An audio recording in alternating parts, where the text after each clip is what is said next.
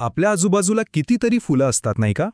पण कधी विचार केलाय की एखादं साधंसं दिसणारं फूल निसर्गाच्या इंजिनिअरिंगचा किती जबरदस्त नमुना असू शकतं? प्रत्येक फुलाच्या आत एक खास उद्देश दडलेला असतो. चला तर मग आज आपण फुलाची रचना आणि त्यामागचं हेच रहस्य उलगडूया. हा प्रश्न खरंच विचार करण्यासारखा आहे. एक नाजूक, सुंदर फूल आणि त्यापासून बनणारं एक रसरशीत फळ, हा प्रवास कसा होतो?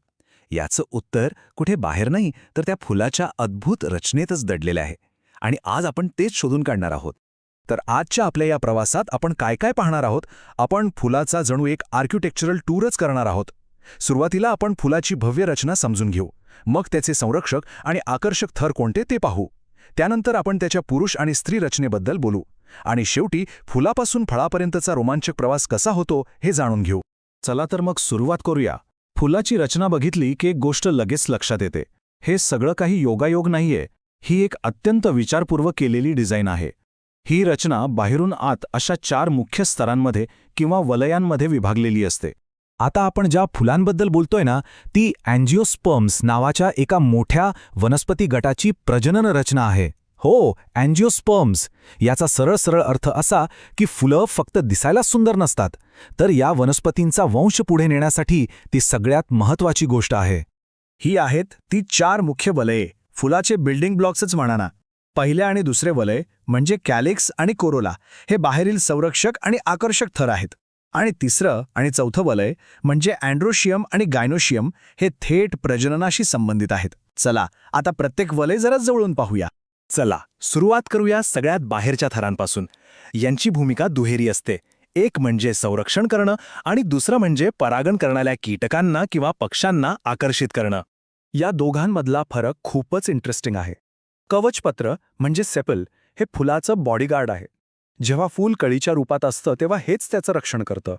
आणि पाकळ्या, त्या तर जणू मोठं जाहिरात करणारं बिलबोर्ड आहेत. आपले रंग आणि सुगंध वापरून त्या मधमाशा आणि फुलपाखरांना जणू पार्टीचं आमंत्रणच देतात. आता आपण फुलाच्या जरा आत जाऊया. इथं येतो पुरुष प्रजनन भाग, ज्याला पुंकेसर किंवा अँड्रोशियम म्हणतात. खरं तर हा भाग म्हणजे परागकण तयार करणारी एक छोटीशी फॅक्टरीच आहे. पुंकेसराचे हे 2 मुख्य भाग आहेत. परागकोशामध्ये परागकण तयार होतात आणि तंतूचं काम काय, तर ते या परागकोशाला उंच धरून ठेवतं, जेणेकरून परागकण वाऱ्याने सहज ओढून जातील किंवा कीटकांना सहज चिकटतील. आणि आता आपण पोहोचलो आहोत फुलाच्या अगदी केंद्रस्थानी, जणू काही त्याच्या हृदयापाशी. इथे असतो स्त्री प्रजनन अवयव, ज्याला स्त्री केसर किंवा गायनोशियम म्हणतात. प्रजननाचा सगळ्यात महत्त्वाचा टप्पा इथेच घडतो. इथली खरी जादू तर बघा. कुक्षी म्हणजे परागकणांसाठी एक परफेक्ट लँडिंग पॅड आहे. एकदा का परागकण इथे उतरले की मग सुरू होतो त्यांचा एक रोमांचक प्रवास, कुक्षीवृंतामधून थेट अंडाशयापर्यंत. आणि अंडाशयाच्या आत असते ही सगळ्यात महत्त्वाची छोटीशी रचना, बीजांड. हेच आहे भविष्यातलं बी. विचार करा, वनस्पतीची एक संपूर्ण नवीन पिढी याच चिमुकल्या भागातून जन्माला येणार असते. तर आतापर्यंत आपण फुलाचे वेगवेगळे भाग पाहिले, पण ह्या सगळ्याचा उपयोग काय? हे सर्व भाग मिळून फुलाचा अंतिम ध्येय कसं पूर्ण करतात? चला आता फुलाचा फळ बनण्यापर्यंतचा प्रवास पाहूया. ही 3 पायऱ्यांची प्रक्रिया म्हणजे फुलाच्या जीवनाचा सार आहे.